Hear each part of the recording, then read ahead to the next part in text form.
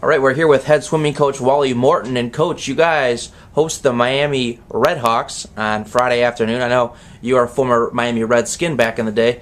Kind of a special meet for you guys. There's a lot of parallels between the Miami program and the Cleveland State program and how they intertwine. Yes, it's an interesting story. You know, we've had three coaches since 1938.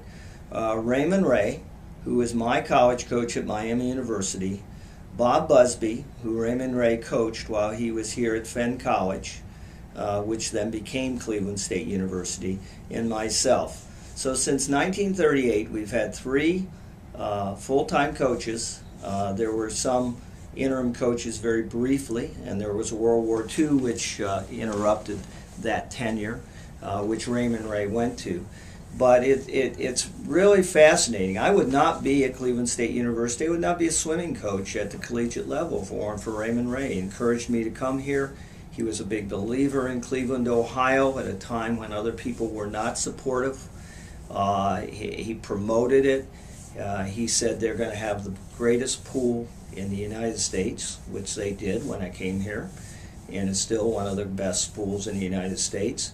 And he coached an All-American named Bob Busby, who became an Olympic coach in 1964, was also head of the NCAA swimming committee and chaired that committee for 14 years, was editor and publisher of the rule book for almost 20 years, and who our natatorium is named after, and one of our most successful athletic directors. So, very interesting story. And I know you swam for Coach Ray down in Miami, and then I believe he put you in touch with Coach Busby here at Cleveland State? He did. I would not have come here and interviewed for the position without the encouragement of Raymond Ray.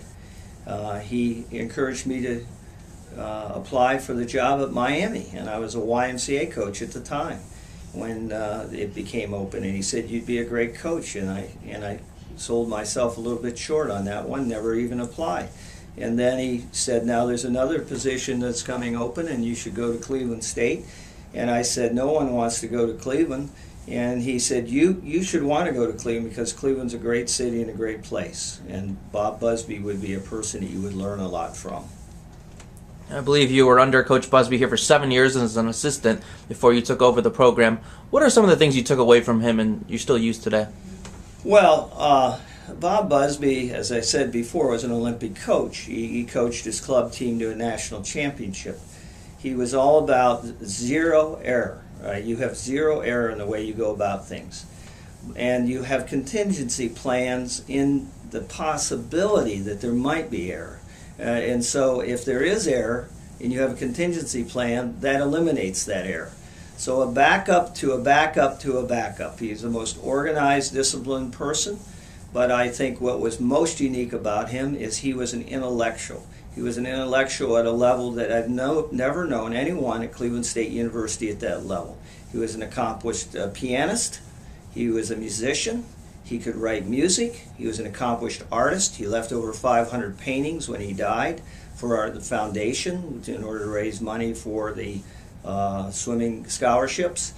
And he was a 7-time national champion in sailing. And sport was just one of the many facets of his life. He did coach 3 or 4 different sports in addition to swimming. So he's one of the most amazing people I've ever been around in my entire life. Between Coach Ray, Coach Busby, and yourself, over 500 wins here at Fenn College and Cleveland State. So obviously a lot of history, and a lot of it stems back to Miami. Coach, thanks for the time, and good luck against Miami. Thank you.